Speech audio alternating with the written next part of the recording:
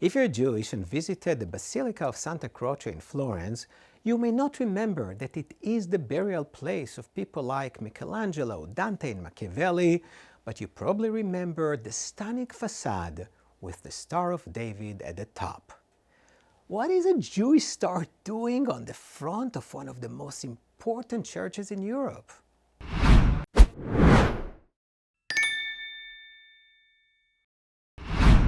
The irrefutable fact is that the architect who designed the facade in the mid-19th century, Nicola Matus, was a Jew.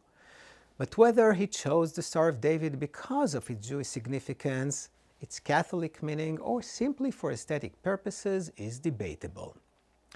Unlike the menorah, the Lion of Judah, the shofar, and even the lulav, the Star of David, also called hexagram, was not originally a uniquely Jewish symbol.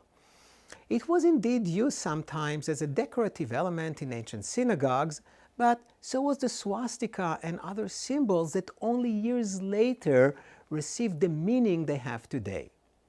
Until the Middle Ages, there are no records of Stars of David on tombstones, synagogues, or ritual objects.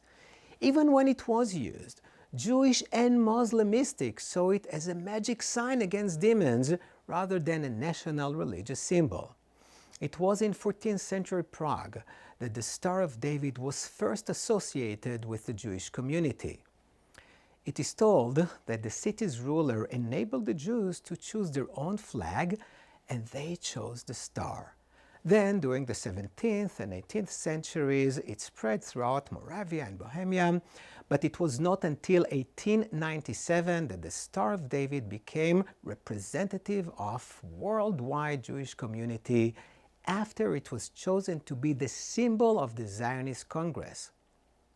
So how do we know when the hexagram functions as a Jewish symbol? My rule of thumb is that when it was used after late 19th century, it was probably Jewish.